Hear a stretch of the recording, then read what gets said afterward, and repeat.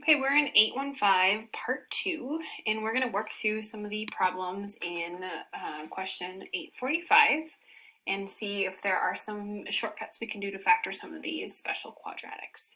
So we're going to start with 45c, which is x squared minus 10x plus 25.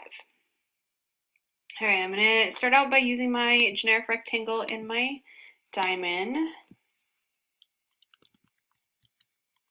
All right, so noticing in this problem, I've got x squared terms, I've got some x terms, and I've got some 1s. So I'm going to go ahead and put my x squared term in the bottom left-hand corner as usual, my 1s in the top right-hand corner, and then I'm going to go ahead and multiply those together to get the top of my diamond. So x squared times 25 gives me 25x squared. And then the number of x's I have in my original problem is what is going into the bottom of my diamond. So now I'm looking for those factors that I can multiply together to get 25x squared and that add up to negative 10x. So those factors are going to be negative 5x and negative 5x. Those two factors multiply to 25x squared and add up to negative 10x.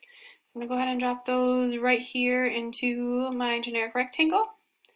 And then now let's go ahead and get the dimensions of that rectangle. So x times x gives us x squared. X times negative 5 gives me this negative 5x. And the same thing over here, x times negative 5 is going to give me the negative 5x. So when I look at my product here, we've got x minus 5 times x minus 5.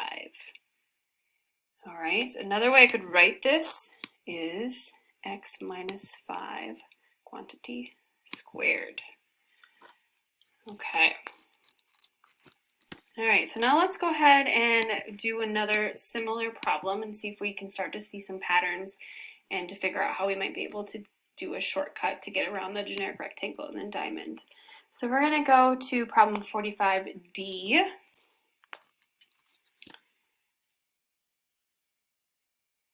And that is 9x squared plus 12x plus 4. All right, so noticing again, I have x squared terms, I have x terms, and I do have 1 terms. So I'm going to go ahead and make my generic rectangle and my diamond.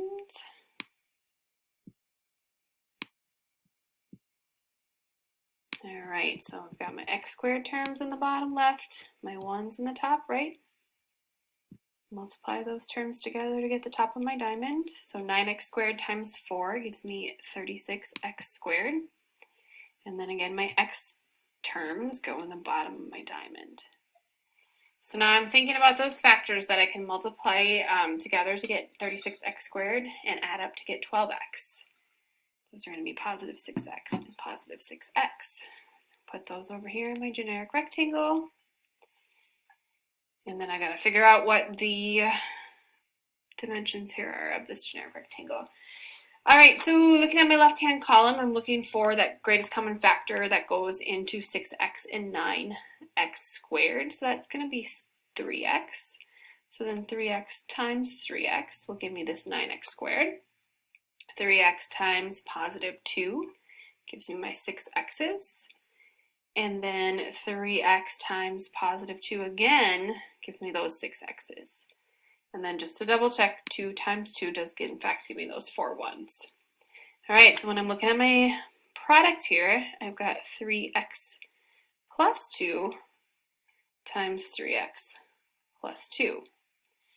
Another way I could write that would be the quantity 3x plus 2 squared.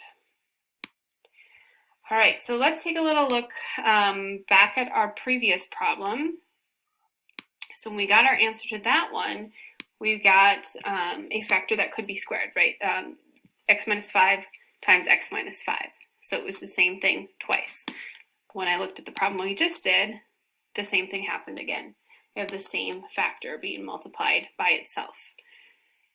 So I'm going to take a little look at the original problem and kind of figure out if I can figure out what the pattern is. How are we figuring out what's going on here?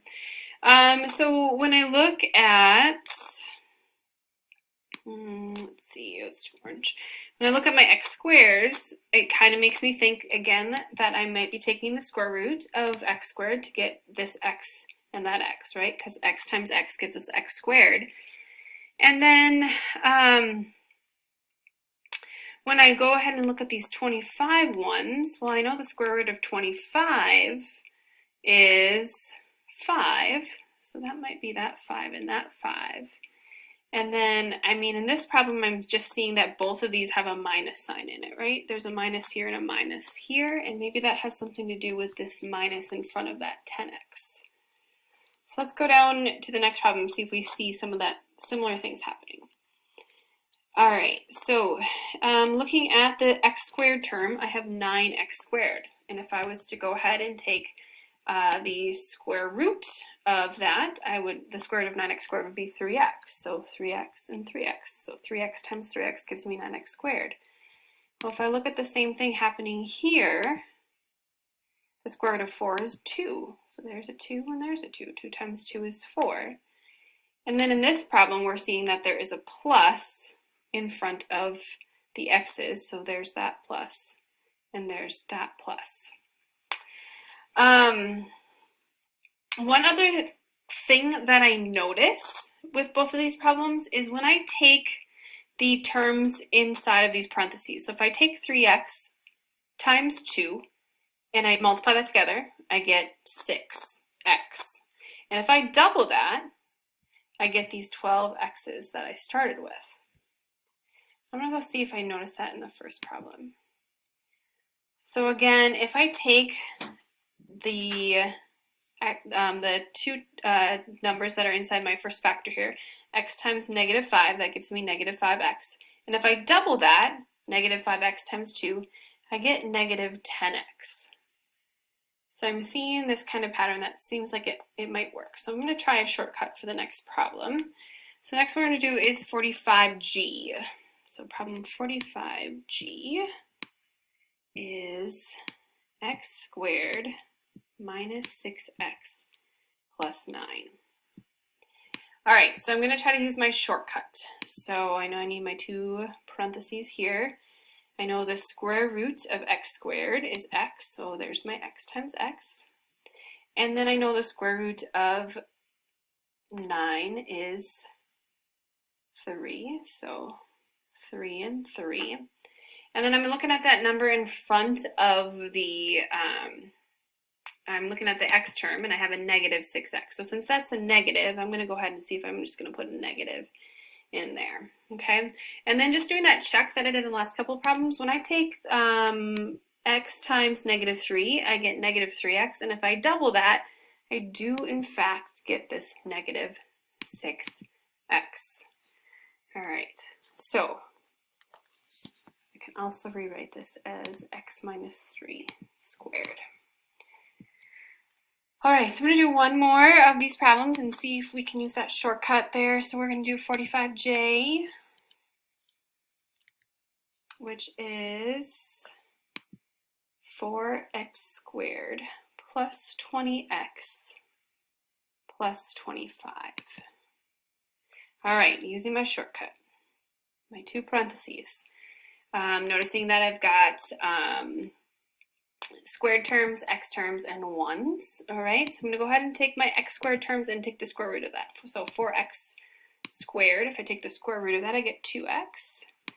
So, right, 2x times 2x would give me those 4x squares. I'm going to go to my 1s. I'm going to take the square root of 25, which would be 5.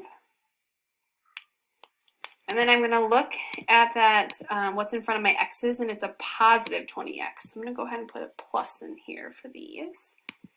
And then I just need to do my little check that when I do multiply these 2x's times these 5s, so 2x times 5 is 10x, and I double it, I do in fact get this positive 20x. So I could rewrite my final answer as 2x plus 5 squared.